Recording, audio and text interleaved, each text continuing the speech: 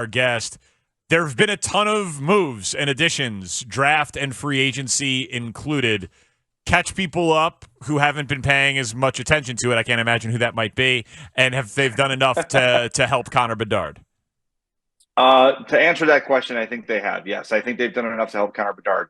Teuvo Teravainen and Tyler Bertuzzi are not like 1A kind of free agents, but they're right in that B tier of free agents. And look, the Hawks were not really in a position to go pay someone like Steven Stamkos or someone like Jake Gensel big money for a lot of years. They're just not there yet. But to have Bertuzzi and Teuvo Teravainen playing on the top line with Connor Bedard is definitely an improvement from Philip Kurashev and Ryan Donato and Nick Foligno. Nothing against those guys, but none of them are really top line players. And if basically last year, if you stopped Connor Bedard, you stopped the Blackhawks. You saw what they went through when he was gone. Scoring goals was next to impossible.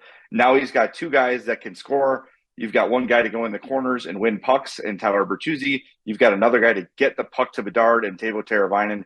It makes a lot of sense. Then you look at your second line of what would be right now probably Jason Dickinson, Taylor Hall, and Lucas Reichel or Andreas Athanasiou. That's a pretty strong top nine or top six.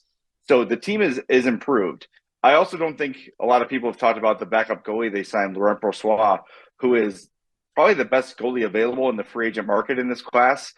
He's going to basically be a 1B goalie to Peter Mrazek, and it wouldn't shock me by this, at the end of the year if Brossoit has jumped into that number one role. Now, some of the shorter term deals they signed with Pat Maroon and Craig Smith and TJ Brody, Alec Martinez, those are strong locker room veteran presences to kind of help Nick Foligno guide these young players along. And truthfully, let these players that the Hawks have in Rockford, instead of having maybe to jump to Chicago when they're not quite ready, it gives them an extra year, half year, maybe up to the trade deadline to marinate a little bit and really be 100% ready when it's time to jump to the NHL. Jay, we remember Teuvo Teravainen as a young Blackhawk pairing with Patrick Kane with some gorgeous sleight of hand, artistic, scoring chances, some really wonderful stuff. And he was part of the 2015 Cup run, obviously, but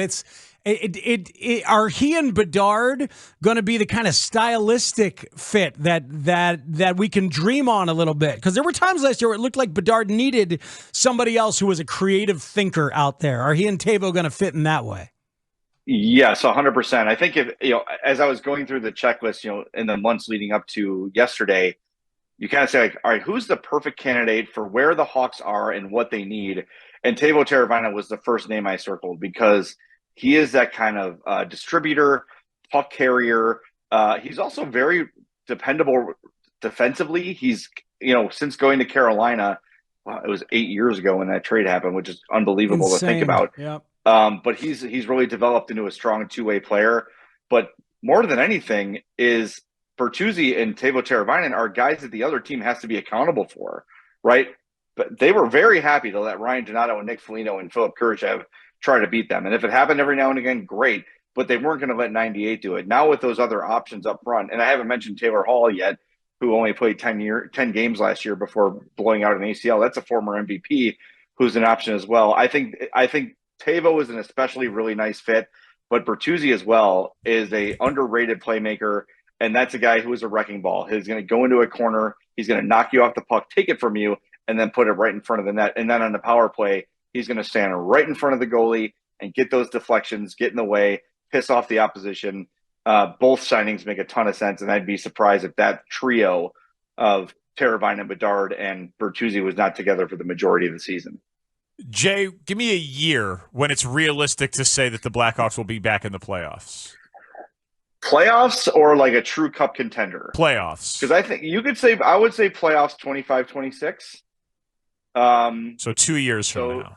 Yeah, I would say 2 years from now. And All I right, think like legitimate contender probably after that. Yeah, we're going to need them sooner. I don't know if you've looked around. I don't know if you're following the other shows on the CHGO platform. Yeah. But yes, I am. Can you do anything for us to make that happen a little bit sooner? We'd like something interesting.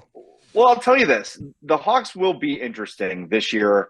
And I think next year for sure, as the Pat Maroons and Craig Smith, those deals expire. That means that Frank Nazar will probably be here full time. Can't Oliver wait. Moore will be in the picture full time. Artem Levshunov, who is the number 2 pick overall this year, will be here.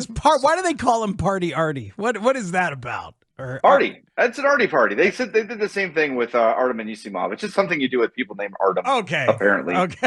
It's hockey. They're not that creative. But if you've seen Levshunov speaking, though, he's a pretty funny kid. He's energetic and excited and very happy to be there. I know he kind of swept the Hawks off their feet when they had those dinners with him leading up to the draft. So, yeah, I mean, look, the future's bright. And I think there's a lot of people that looked at last year with Bedard and said, all right, like they're going to be good fast. And I think they're going to be good fast. But when you look at the rebuild, and one of our favorite prospect analysts, Chris Peters, said this to us right when they drafted Bedard, is that what Bedard does is he takes a year off the back of the rebuild.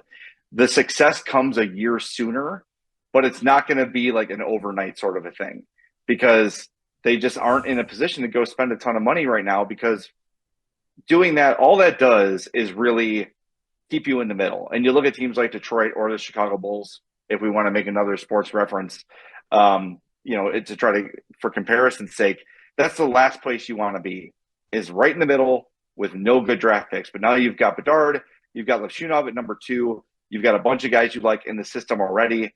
So now this year they're ready to be a little more competitive, have Connor Bedard and this other young players like Kevin Korchinski play in games that are meaningful. They may not be playoff games, but they're not going to be eliminated by Christmas, right? They'll probably be sniffing a playoff spot until maybe Valentine's Day, like be within striking distance. And that's when some of the other teams will start to load up for the playoffs and those sort of things. But they'll be in games that matter for the majority of the season this year. And that's important. They couldn't go back and have another year like last year with Bedard because, as our friend Theo Epstein says, every season is sacred, right? And it has to mean something. They can't all be playing for the best possible draft pick because then you get used to losing. And that's a fatal thing. You don't want that. Jay Zawaski, CHGO Blackhawks, the I'm Fat podcast. Good to hear your voice, man. We'll talk soon. Thank you, sir. All right.